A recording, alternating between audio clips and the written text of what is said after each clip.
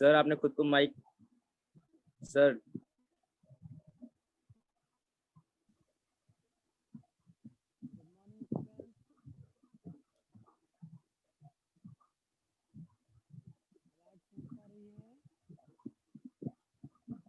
No sir आवाज नहीं आ रही है।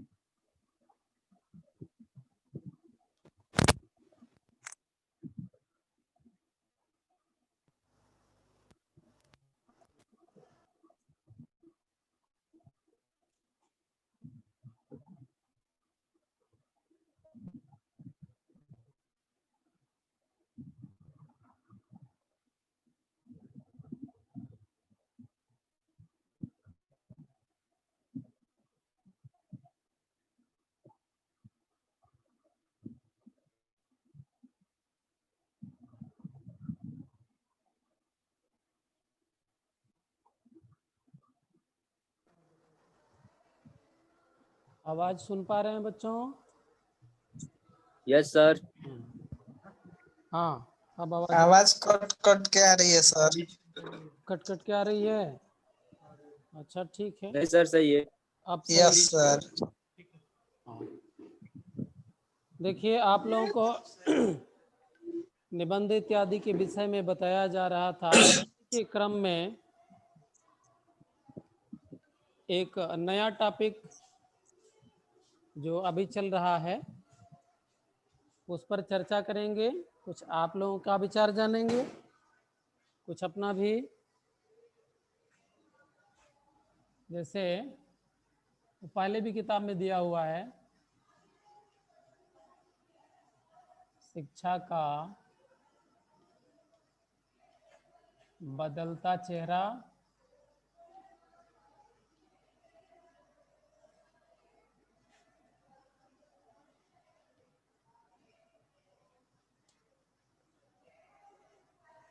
ये आपको देखने को मिल रहा है, या इसी से रिलेटेड एक और टॉपिक बन जाएगा जो आया है उभर करके, नई शिक्षा नीति। तो जब शिक्षा नीति को नया किया जाता है तो इसमें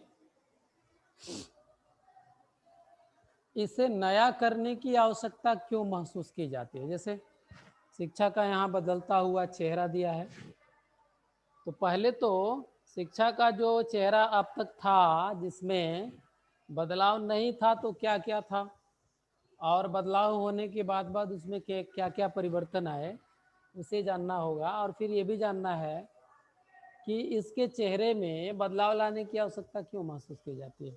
देखिए कहा गया है कि पृथ्वी गतिशील और समय चक्र परिवर्तनशील होता है, तो परिस्थितियां सदैव एक जैसी नहीं होती, और जब परिस्थितियां बदलती हैं तो समस्याएं भी बदल जाती हैं, समस्याएं भी अलग तरह की हो जाती हैं। तो बदली हुई परिस्थितियों का हम सामना कैसे करें, उन बदली हुई परिस्थितियों में अपना सामंजस्य कैसे बिठावें, इसके लिए शिक्षा में भी परिवर्तन लाने की आवश्यकता महसूस की जाती है।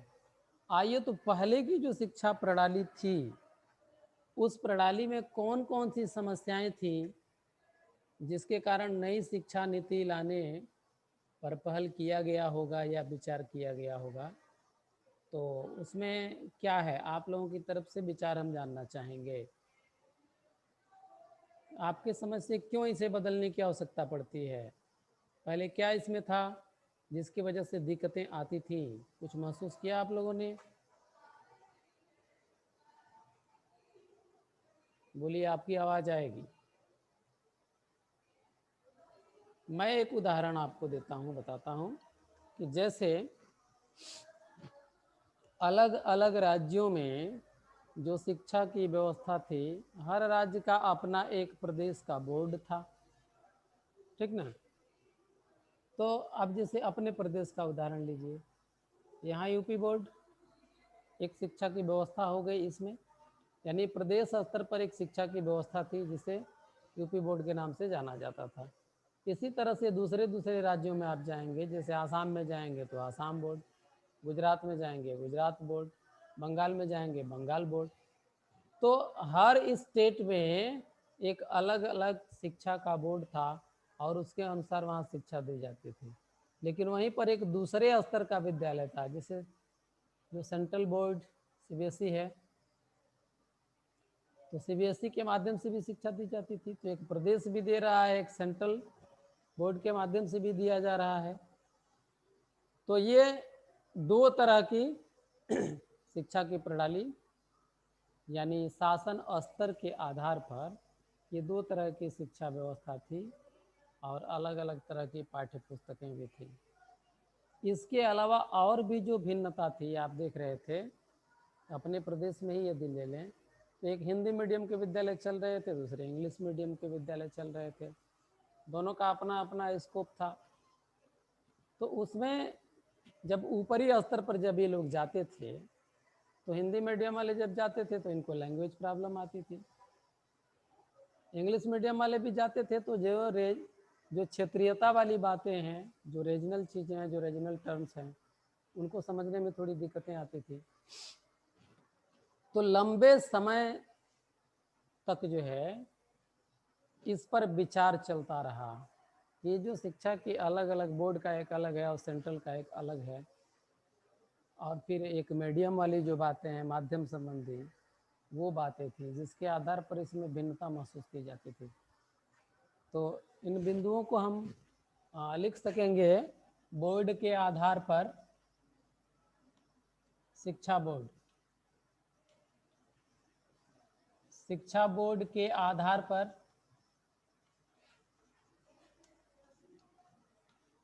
जो भेद था, एक वो बातें थी। दूसरा माध्यम संबंधी समस्या थी, माध्यम संबंधी, माध्यम संबंधी का मतलब कि medium, Hindi medium English medium, इसमें भी भिन्नता पाई जाती थी और समस्याएं महसूस की जाती थी।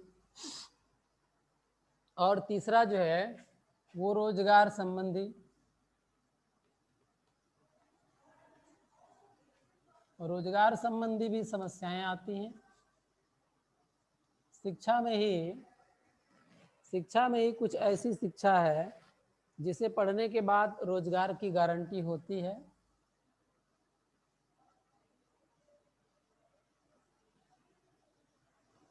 व्यावसायिक शिक्षा और इसी में एक दूसरा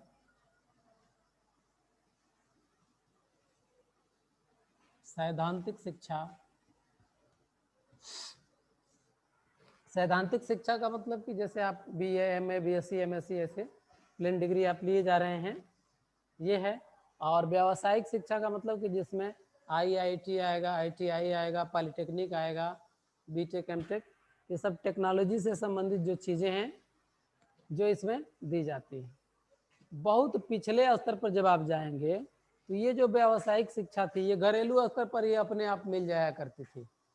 माने एक निश्चित क्षेत्र की बात करें तो, और पूरे राष्ट्रीय स्तर पर जब व्यावसायिक शिक्षा की बात होगी तो वो अब यूनिवर्सिटियों और कॉलेजों पर वो निर्भर हो गया है, उसमें वो सारी शिक्षाएं दी जा रही हैं। फिर जो है जो धारा है, स्ट्रीम, धारा संबंधी बातें थी।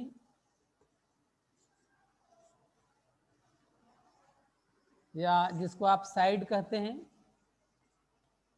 साइड संबंधी बातें, science side, art side, commerce side, ठीक ना।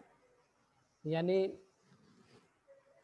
साइंस ग्रुप, कॉमर्स ग्रुप, ये बायो ग्रुप, मैथ ग्रुप, इस सब से रिलेटेड भी कुछ समस्याएं आती थी।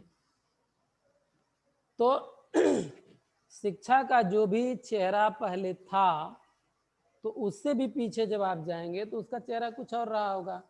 समय के बदलते दौर में उस चीज़ को परिवर्तित किया गया। फिर आज ये महसूस किया जा रहा था कि शिक्षा में बदलाव आना चाहिए, शिक्षा का चेहरा जो है वो बदला हुआ नज़र आना चाहिए।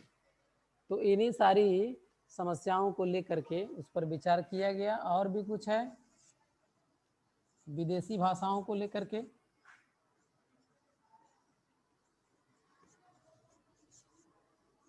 विदेशी भाषा संबंधी जो बातें, जब हम अंतर्राष्ट्रीय स्तर पर जाते हैं तो वहाँ पर अपनी देशी भाषा के साथ साथ विदेशी भाषाओं को भी सीखने सिखाने की आवश्यकता महसूस की जाती है। तो अब आप देख रहे हैं कि ये जो पहले समस्याएं थी, लगभग इनको करीब लाने का और समस्याओं को हल करने की दिशा में जो है एक प्रयास किया गया है। और इसी से संबंधित नई शिक्षा नीति हमारे सामने आई है।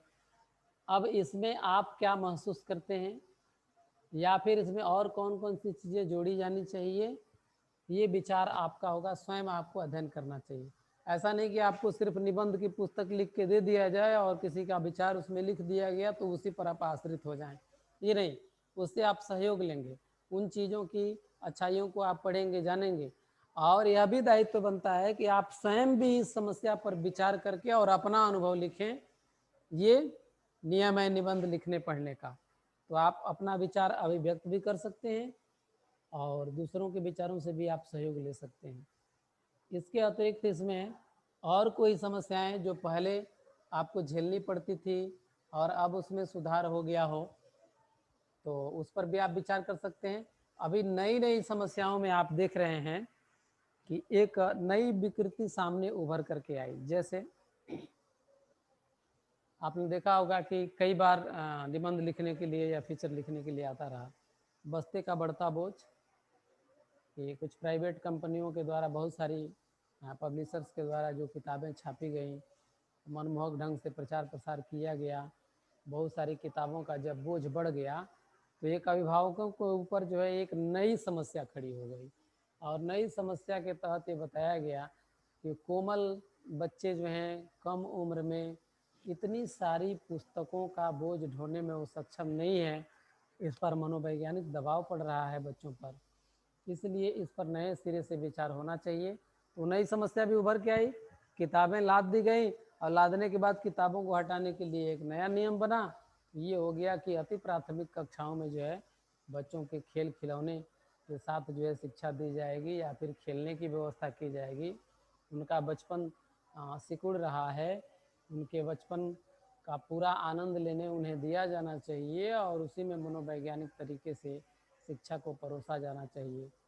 इसलिए कहीं कहीं तो था ही, नर्सरी या प्ले स्कूल इस तरह के चलते थे, लेकिन अब पूरे देश में वो नर्सरी कक्षाओं में जो है खेल का सा वातावरण उपस्थित करने का प्रयास किया जाएगा। ऐसी नई शिक्षा नीति में है।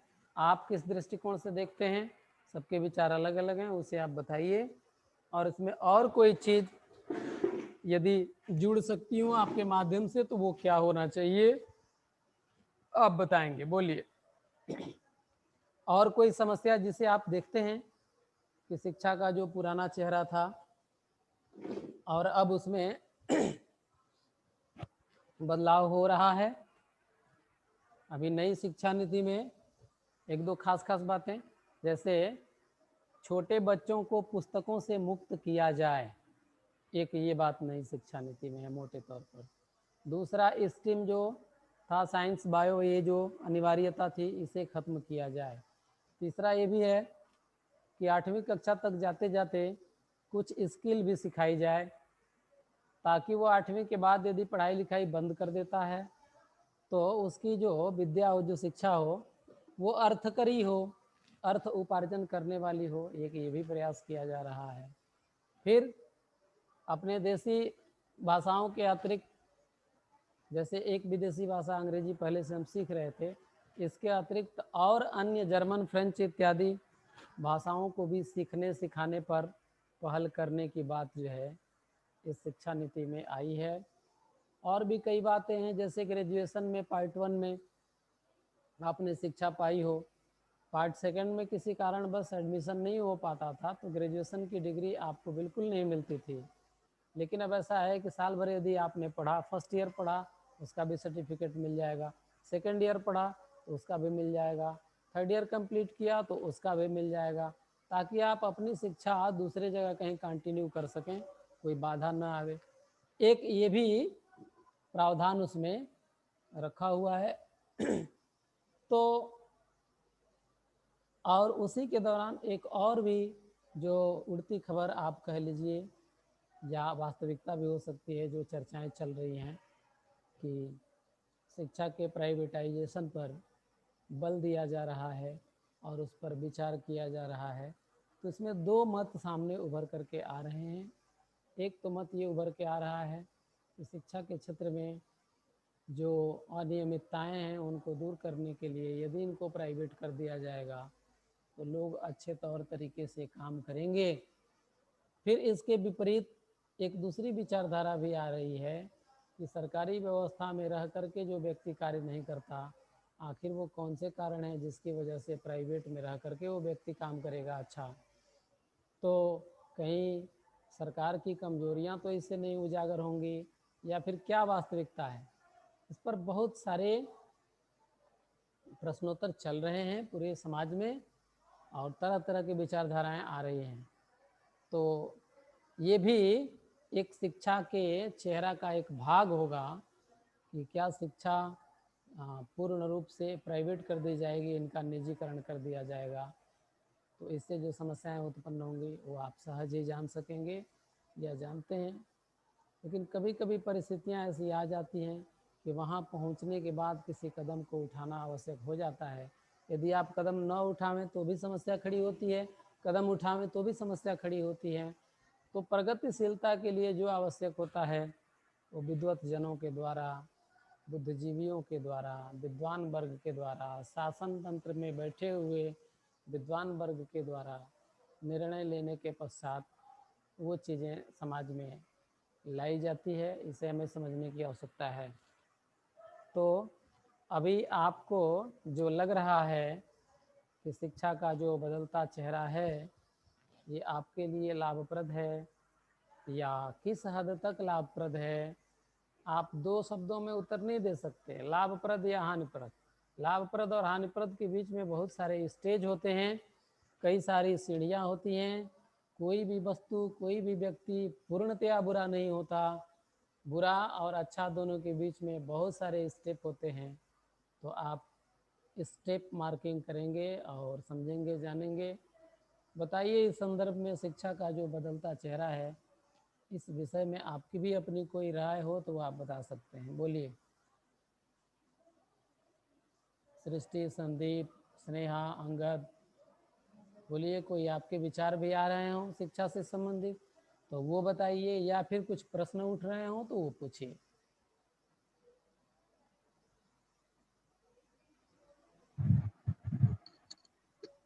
Excuse me sir. हाँ बोलिए। सर स्किल एजुकेशन पे तो मैं समर्थन देता हूँ, लेकिन प्राइवेटाइजेशन तो सर एक तरह से कह सकते हैं कि कमी हो सकती है शिक्षा नीति की।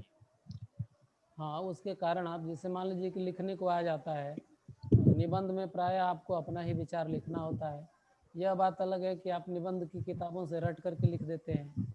निबंध जब भी लिखना चाहिए वो अपना व्यू आपको लिखना चाहिए। आप पुस्तकों से सहयोग ले लीजिए, लेकिन आप जिस पक्ष के समर्थक हैं उस पक्ष पर आप लिखिए और तर्क भी दीजिए।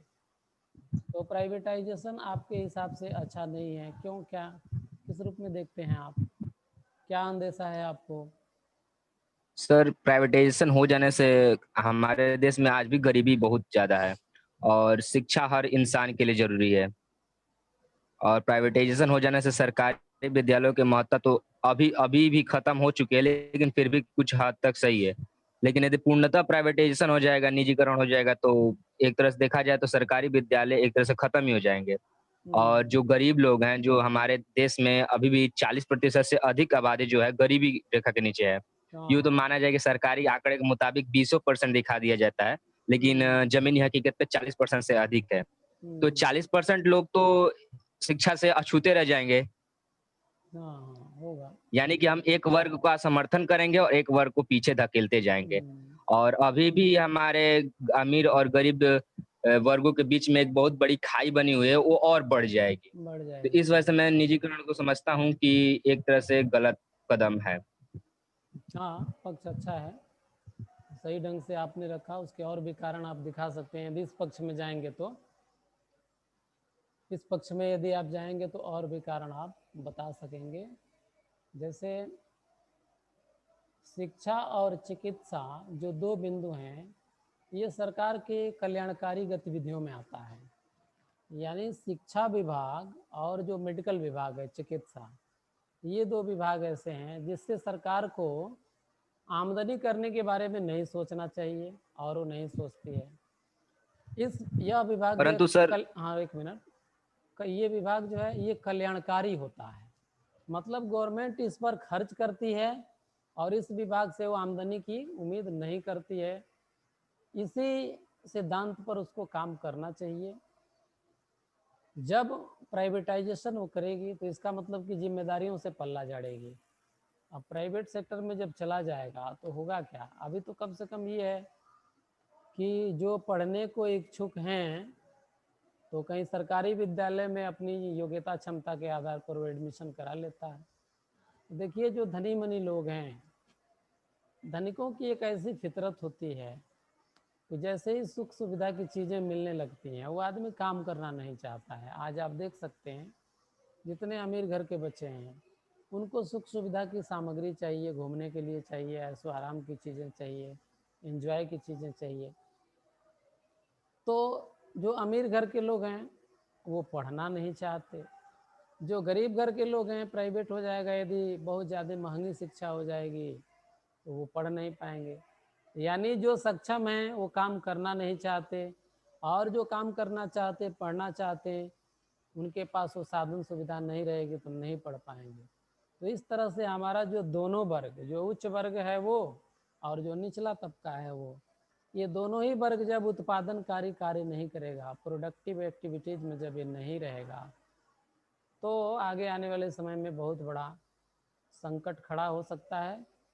इसलिए सरकार को ये चाहिए कि जहाँ पर लग रहा हो कि निजीकरण करना बहुत आवश्यक हो वहीं पर निजीकरण करे, उस पर डिबेट करा ले, विचार विमर्श हो जाए, देश के विद्वानों को बुला लिया जाए।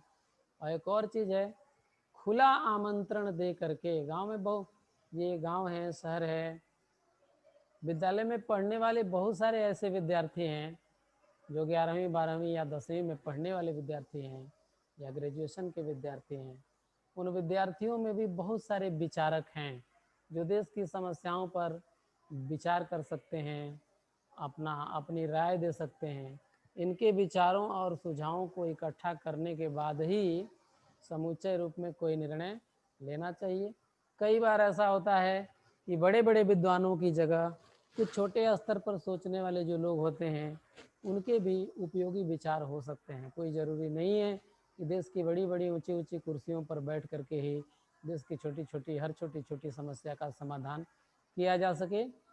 इसलिए संयुक्त रूप से ये विचार विमर्श होना चाहिए शिक्षा की नीतियों पर, और शिक्षा में जो बदलाव हो रहा है वो किन किन आधारों पर हो रहा है। देखिए शिक्षा के बदलाव का क्षेत्र, जो भी हम पढ़ रहे थे, शिक्षा प्राप्त कर रहे थे, उसी में कहीं स्ट्रीम चेंज हो गया, कहीं पाठ्य पुस्तकों में फेरबदल हो गया, तो ये कोई खास परिवर्तन नहीं है।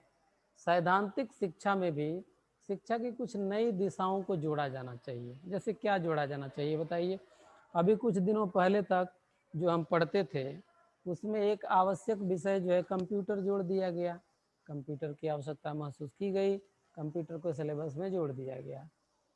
तो अभी आप बताइए कि कुछ ऐसे भी सब्जेक्ट हैं क्या, कुछ ऐसे भी विषय हैं क्या जिसे नई शिक्षा नीति में जोड़ दिया जाना चाहिए और 11वीं 12वीं तक के विद्यार्थियों को उस फील्ड की जानकारी दी जानी चाहिए? कुछ और भी सब्जेक्ट हैं क्या? सब्जेक्ट तो बहुत सारे हैं, लेकिन उसमें सर से कहीं ध्यान जा रहा हो तो बताइए आप। सर हाँ बोलिए। सर मैं समझता हूँ कि 9वीं से लेकर 12वीं तक के बच्चों के अंदर अपनी एक सोच डेवलप हो जाती है।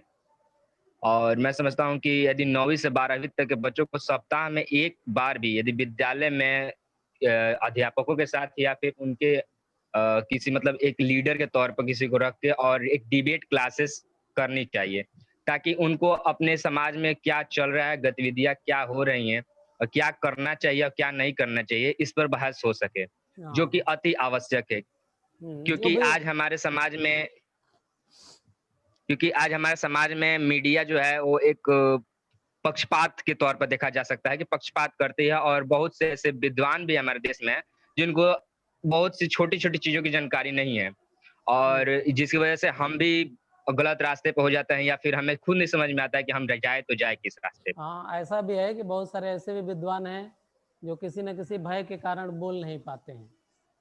वो अपनी यस सर। प्रतिष्ठा बचाने में लगे हुए हैं। सच बात बोल दें तो अधिकांश लोगों का काम बिगड़ जाएगा, और जिनका काम बिगड़ जाएगा वो इस व्यक्ति का काम बिगाड़ने पर आमादा हो जाएंगे।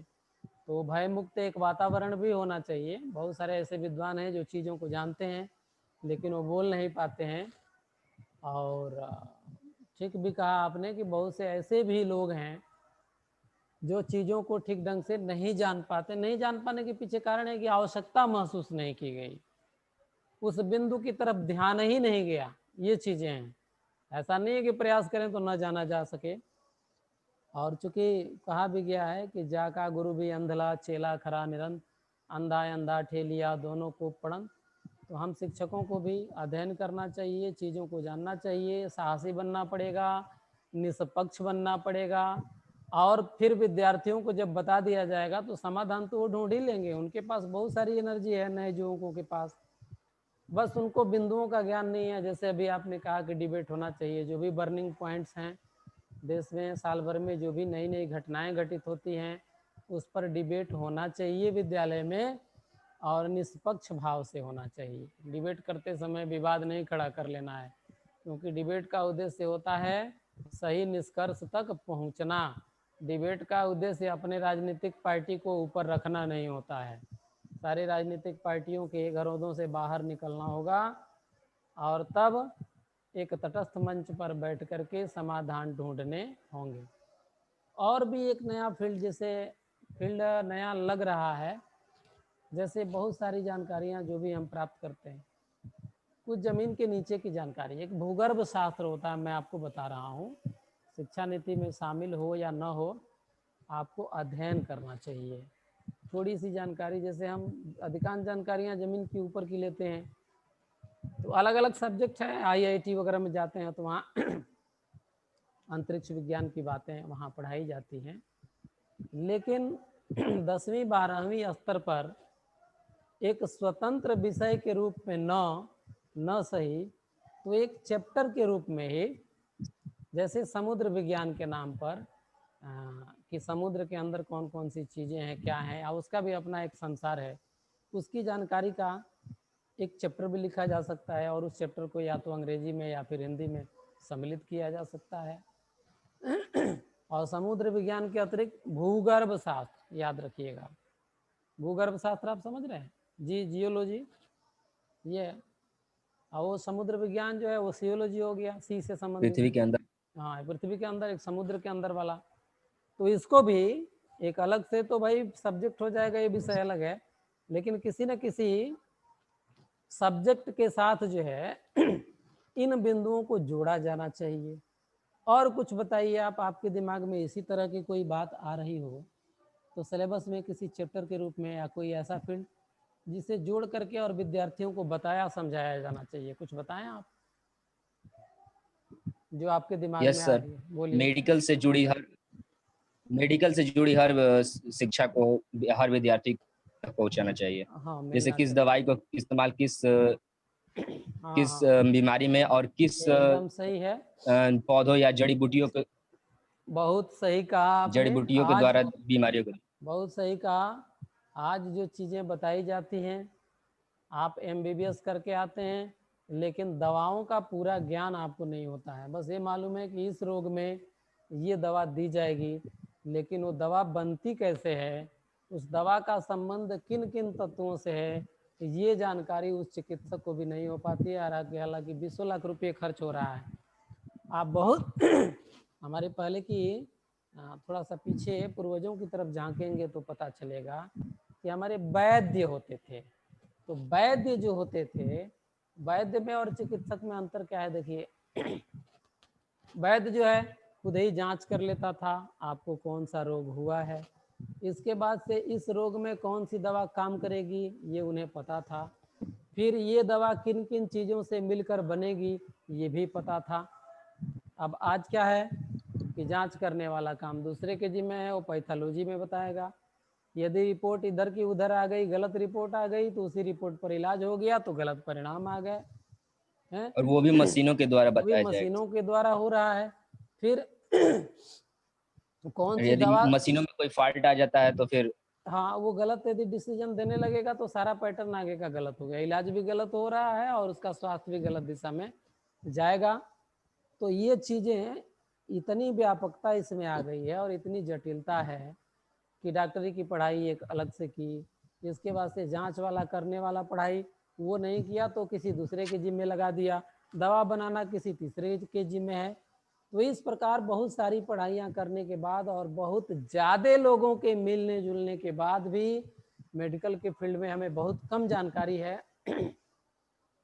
तो कम से कम ये जरूर होना चाहिए, मेरे दिमाग में एक बात आ रही है, इसका इम्प्लीमेंटेशन आपके समय में हो चाहे जब हो आप कर लीजिएगा, कि मुझे ऐसा लगता है कि जैसे मान लीजिए कि आपने MBBS किया, फिर जा कर के MD किया, पैथोलॉजी में बहुत सारे कर्मचारी लगे हुए हैं, वो रिपोर्ट बताने वाले हैं, फिर उससे संबंधित जो दवाइयाँ बन रही हैं वो दवाइयों को बनाने वाले कोई और हैं, तो क्यों ना इनकी एक टीम ही बन जाए, टीम बन जाए। सिर्फ पढ़ाई के दौर में ही, जैसे मान लीजिए इंटरमीडिएट पास के बाद आप MBBS के लिए जा रहे हैं, तो वहीं से एक टीम बन जानी चाहिए कि उस टीम में जो है इतने लोग डॉक्टर हैं तो इतने लोग जो हैं पैथोलॉजिस्ट हैं और इतने लोग जो हैं वो फार्मासिस्ट वगैरह, ये दवा बन रहे हैं।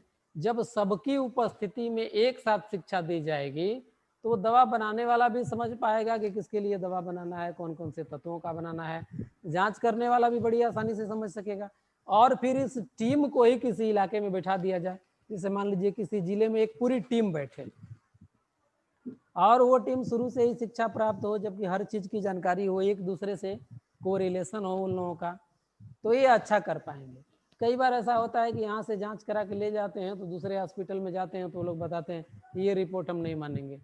अब बताइए 2000, 2500, 3000 का जांच आप कराए, अभी करा के गए, आपका बलिया में इलाज नहीं हुआ, बनारस में गए तो पता चला कि फिर से कराइए, कहीं और जाते हैं तो सर पता चला कि हम बाहर का नहीं मानेंगे, फिर से कराइए।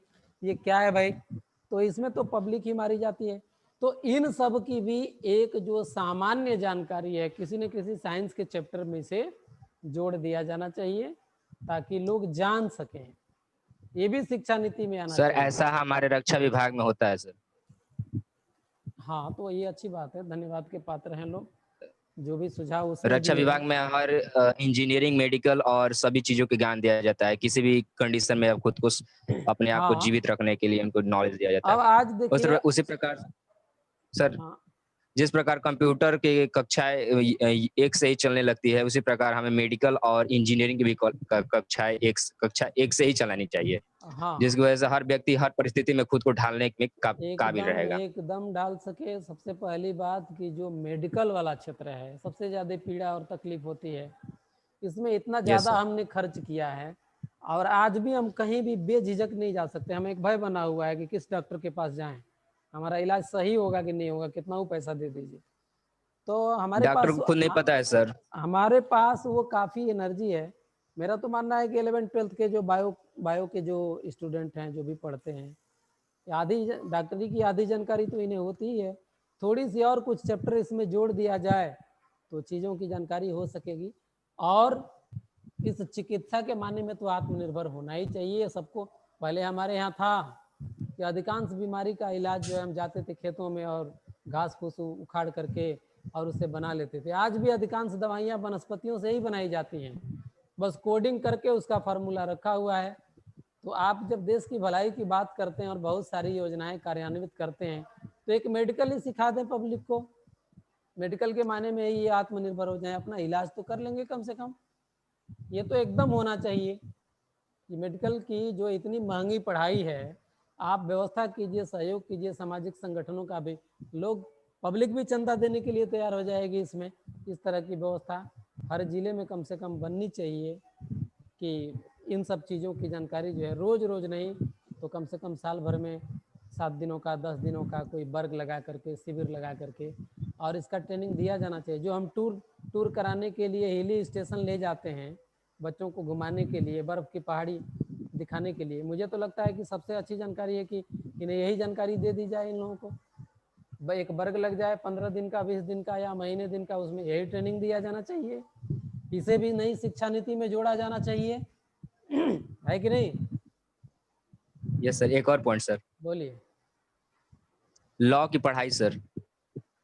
हाँ, हर इसे भी विद्यार्थी को आत्मनिर्भर होना चाहिए कि किस दफा का किस क्या स्वरूप होता है और किस हाँ हाँ हाँ। अब देखिए इसमें समस्या ये आएगी कि बात ये आने लगेगी कि 10वीं 12वीं तक के क्लास में कितनी सारी फैकल्टी आप ठूसेंगे, लॉ पढ़ाएंगे, मेडिकल पढ़ाएंगे। नहीं सर, लेकिन मेडिकल तो मैं तो समझता हूँ, हाँ, मेडिकल मैं समझता हूँ कि कक्षा एक से ही रखनी चाहिए, कि एकदम जिस रखनी प्रकार चाहिए। कंप्यूटर को कक्षा 1 से रख रहे हैं, उसी प्रकार का मेडिकल की पढ़ाई को भी कक्षा 1 से ही रखें, और लॉ की पढ़ाई को हम 9वीं और 12वीं तक के बच्चों को दें, ताकि हाँ, इससे यह होगा कि 9वीं और 12वीं के बच्चों के अंदर एक अच्छा विकास हो गया होता है और वो इस बात को समझने में कैपेबल होते हैं। इसे आपका सिविक्स में जोड़ा जा सकता है। जैसे आप 10th में पढ़ते हैं ना सोशल साइंस, तो सोशल साइंस में ही इसमें विचार करते हुए कुछ चैप्टरों को जो है रिड्यूस करके या उसकी जगह पर जो है कुछ सरल तरीके से कुछ खास जो जानकारियां हैं